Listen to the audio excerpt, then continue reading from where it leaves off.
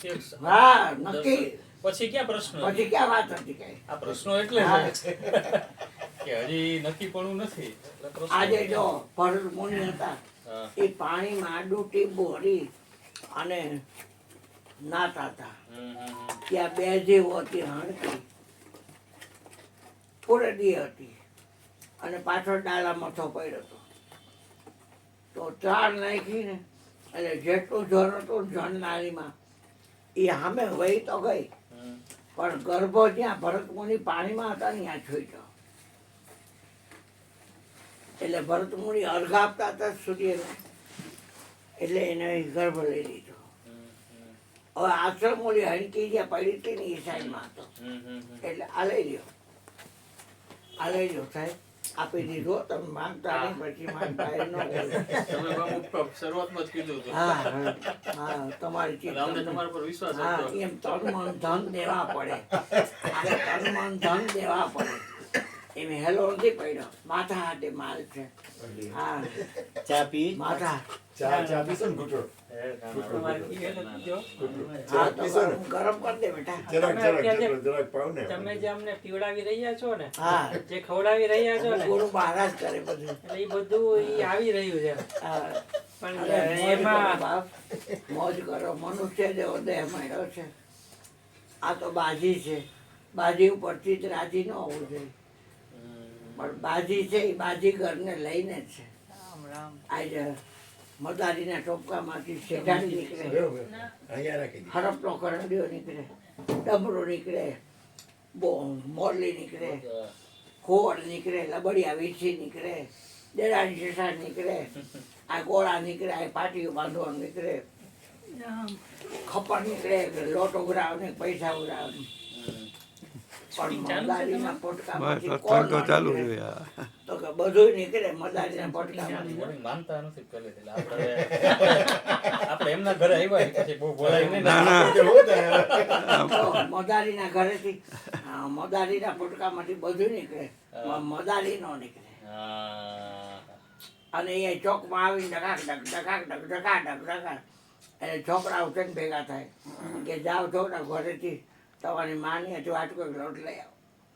એટલે મમ્મી મને લોટ દે ને મદારી આવ્યો એટલે લોટ દે પછી બધા જોવા ઊભા રહી જાય અને એ ખેલ કરી અને એ જે ઉઘરાણું જેટલું મળે એટલું ભાગ્યો એટલું મળે.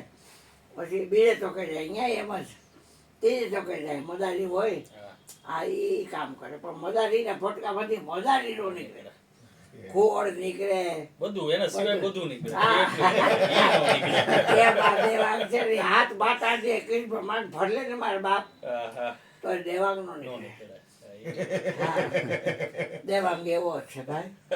તો એલા કોને વળગી રહ્યો જોને વિચારીને મોડ તારું તારા મોડની તને ખબર પડી જાય તો આ અંધશ્રદ્ધામાં ક્યાંય પરવા આવું જેવું નથી જગત. એટલે બાપુ એ જ છે. મેં મયુર બાપુ ને એ જ પૂછતો હતો કે હવે સાધક છે બધા ભટકે છે એક રીતના મયુર બાપુ. હા હવે તમે કીધું હજી એને ખબર નથી કે હું આ માર્ગે ચાલીશ હા તો હું ક્યાં પહોંચીશ, શું થશે શું ન. એટલે પેલા એને ચાલવું તો પડે. હા પછી ત્યાં જઈને ખબર પડે એટલે આ તો માર્ગમાં કઈ પૂરો થઈ ગયો, ખોટું હા. થયું. પણ એ તો ત્યાં તો એના વર્ષો વયા છે.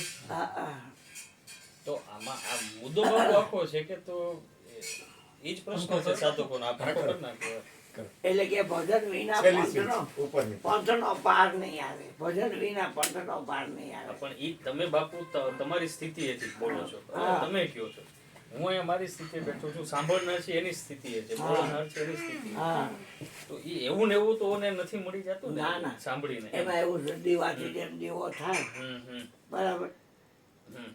ટાંડામાં સમજો ટાંડામાં ટાંડા ને ઓલા આપણે કોલસા. કોલસા કોલસા. હા હળગાવ્યો હોય. એને ડિવાઈડ કર્યું હોય તો બહુ વાર લાગે પણ દીવેથી દીવો કરવો હોય તો વાર ના લાગે.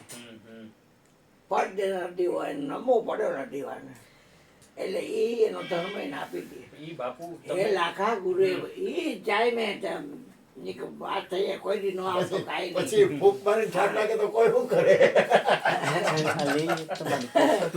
એટલે આમાં છે ને અરુણ બાપુ એવું થાય કે દૃષ્ટાંત સમજાય જાય. દીવાથી દીવાનું કીધું ઈ દૃષ્ટાંત સમજાય જાય.